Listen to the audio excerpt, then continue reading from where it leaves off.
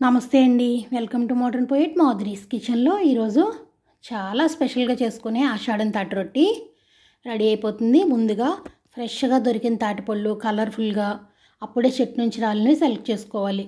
ఎందుకంటే తాటిపండు కొంచెం నిలవ ఉంటే బాగుంటుంది అనమాట. ఇలా వీటిని ఇలా చుట్టూ తిప్పుతూ దీన్ని మద్దన చేసినట్లుగా ఇలా బాగా కొట్టుకోవాలి. ఇలా కొట్టడం వల్ల ఏమవుతుందంటే పండు నుంచి గుజ్జు త్వరగా సెపరేట్ అవుతుంది అనమాట. లేదంటే మనం ఎక్కువ కష్టపడాలి.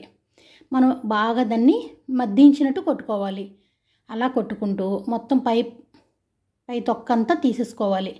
తీసేసుకున్న పక్కన పెట్టుకుని ఈ టెంకల్ని మాత్రం ఇంట్లోకి పట్టుకెళ్ళిపోండి. లేదంటే మీకు ఈగలు బీభత్సంగా వస్తాయన్నమాట. తాటిపండు వాసనకి ఎక్కడ మనకి ఒక్క ఈగ ఉండదు. మనం ఒలిచేటప్పటికి బోల్డ్ వచ్చేస్తాయి. తలుపులన్నీ వేసినా సరే ఎలా వస్తాయో తెలియదు ఈగలు. అదండి. ఇప్పుడు అలా ఈ టెంకలు మొత్తం పక్కన పెట్టుకుని ఇక్కడ కొంచెం లెందీ ప్రాసెస్ ఉంటుంది మనకి. ఇది ఒక్కటే ప్రాసెస్ అండి. రొట్టి మనం తీసిన పల్పు ఉంటే ఎప్పుడైనా చేసుకోవచ్చు. ఇలా క్యారెట్ తురుముకునేది ఉంటుంది కదా, క్యారెట్ తురుముకునేది కానీ జల్లెడి కానీ ఇలా పెట్టుకుని మీకు ఏది వీలైతే దాంతో ఇలా 1 by 1 పీసని తీసుకోవాలి. ఇలా తీసుకోవటం వల్ల మీకు మళ్ళీ తర్వాత కూడా మీరు ఎలా వడకపెట్టాల్సిన అవసరం లేదు గుజ్జుని. ఎందుకంటే చిన్న పీసు కూడా లేకుండా మొత్తం వస్తుందన్నమాట. పీసు ఎక్కడ రాదండి. ఇలా దీంతో క్యారెట్ తురుముకునేదంతా చాలా ఈజీ కూడా. ఇది మొత్తం తీసేసుకుని మీకు ఎంత అప్పటికప్పుడు మీరు ఇంట్లో ఎంత తినగలుగుతారో దాంతోనే రొట్టి చేసుకోవచ్చు. మిగిలింది ఎక్కడ చుక్క నీరు తగలదు కాబట్టి డీప్ ఫ్రిడ్జ్లో పెట్టుకుంటే 1 year వరకు నిలవ ఉంటుందట. నేనైతే 2-3 months ఉంచుతాను. మీకు డీప్ ఫ్రిడ్జ్లో టైట్ ప్లాస్టిక్ దాంట్లో కానీ గాజు ప్లాస్టిక్ దాంట్లో పెట్టి టిఫిన్లో పెట్టేసుకోండి. ఎప్పుడు కావాలంటే అప్పుడు మీరు రొట్టి పెట్టుకోవచ్చు. రొట్టి కానీ ఏవో అప్పాలు కానీ చేసుకోవచ్చు. చూసారా మొత్తం ఎలా డ్రై అయిపోయినాయో.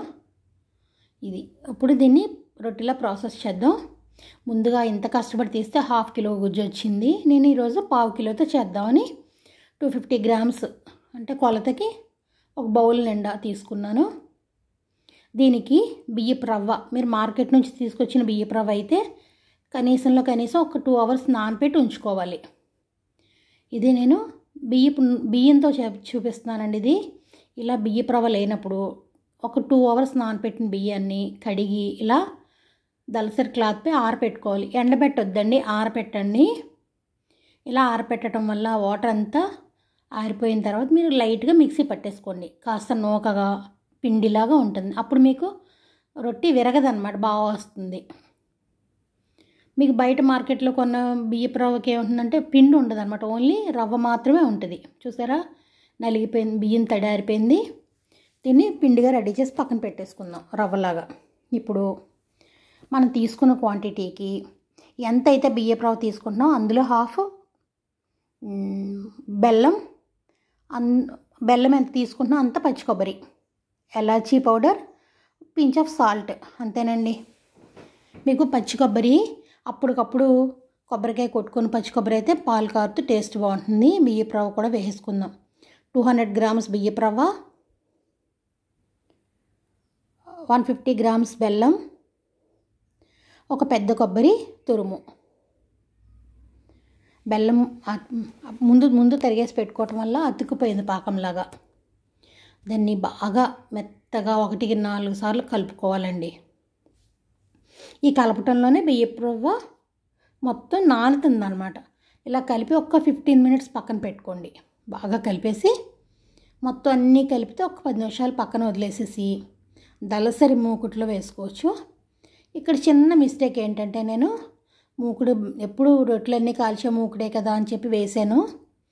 ఇది నాన్ స్టిక్ పెనంలో కొద్దిగా వేసుకోండి. మీకు 2 గరిటెల చొప్పున కాస్త పల్చగా నాన్ స్టిక్ పెనాలు ఉంటాయి కదా, మూకుళ్ళు ఉంటాయి కదా, దాంట్లో కాల్చుకోండి. చాలా బాగా వస్తుంది. నేనేంటంటే వచ్చు కదా, రొట్టెలు వేయటం వచ్చు కదా, బాగా తిప్పేయచ్చు కదా అని కొంచెం కాన్ఫిడెన్స్ ఎక్కువైపోయి 4-5 గరిటెలు దిబ్బ రొట్టెలా వేసేసాను. నాకైతే ఫస్ట్ రొట్టి సరిగ్గా రాలేదండి, విడిపోయింది. టేస్ట్ అయితే సూపర్ ఉంది. రొట్టిలా రాలేదనమాట, ఉప్మా అయ్యిందనమాట రొట్టి. చూసారా ఎక్కువ వేసాను.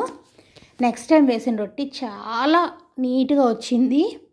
చూడటానికి కూడా బాగుంది, తినడానికి 2 బాగున్నాయి. 2 ఈక్వల్గానే ఉన్నాయి. తప్పకుండా లైక్ చేయండి. Modern poet Madhuri's kitchen.